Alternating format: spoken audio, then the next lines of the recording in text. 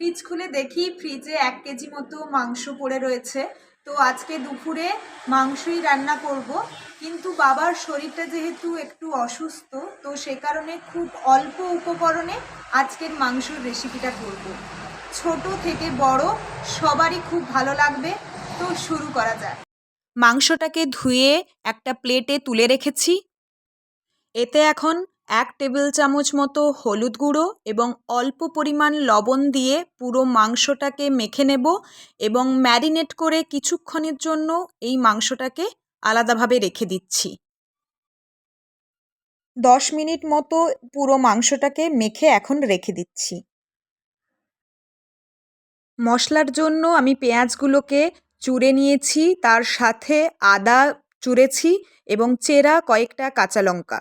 এখন কড়াইতে অল্প পরিমাণ তেল দিয়ে তেলটাকে কিছুক্ষণের জন্য ফুটতে দেব। আর একটু গরম হয়ে গেলে ওতে 1 টেবিল চামচ মতো চিনি আমি অ্যাড করছি। আর চিনিটা ঠিক মিলিয়ে এলেই ওতে চুড়ে রাখা পেঁয়াজগুলো আমি দিয়ে দেব। পেঁয়াজটাকে কিছুক্ষণের জন্য রান্না করে নিতে হবে, যাতে এর কালারটা একটু ব্রাউন কালারে চলে আসে। আর ব্রাউন কালার চলে এলেই ওতে চুড়ে রাখা আদা আমি যোগ করে দিচ্ছি এবং পুরো মিশ্রণটাকে আবারও ভালো করে আমাদেরকে রান্না করতে হবে। আর এই মাংস রান্নার কাছে এই মশলাটাই হচ্ছে আসল, কারণ মশলাটা যত মিহি করে হবে তো ততই স্বাদ হবে। আর এরপরেই আমি ওতে কয়েকটা চেরা কাঁচা লঙ্কা দিয়ে দিচ্ছি। আমি এখানে যেহেতু পেঁয়াজ এবং আদা যেহেতু চুড়ে নিয়েছিলাম, তো সে কারণে অল্প পরিমাণ লবণ আমি ওতে অ্যাড করছি, যাতে মশলাটা ভালো করে মিহি হয়ে যায়। এবং তারপরে ওতে অল্প পরিমাণ লবণ, হলুদ গুঁড়ো এবং স্বাদ মতো লঙ্কা গুঁড়ো। আমি এখানে একটু বেশি লঙ্কা গুঁড়ো দিয়েছি, যেহেতু আমাদের একটু বেশি লঙ্কা খাওয়া হয়।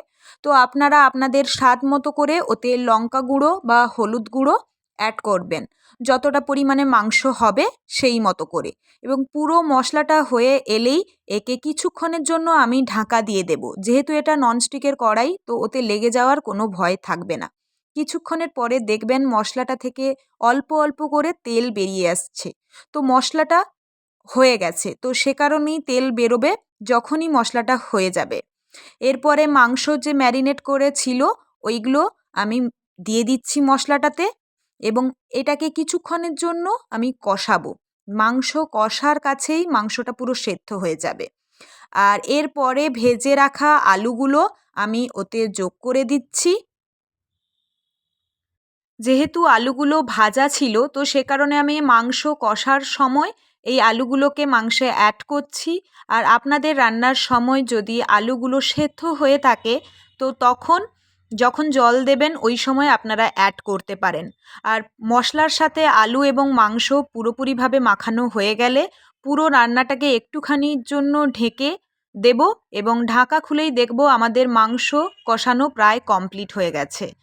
এখন মাংসে আমি 2 কাপ মতো জল অ্যাড করছি। আপনারা আপনাদের পছন্দ মতো করে বা আপনাদের মাংসটা যত হবে, তো সেই মতো করে জল অ্যাড করবেন।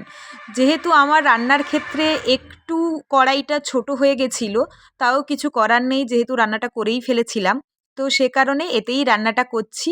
আর রান্নাটা হয়ে গেলেই ওতে অল্প পরিমাণ ধনেপাতা কুচি আমি অ্যাড করে দিচ্ছি।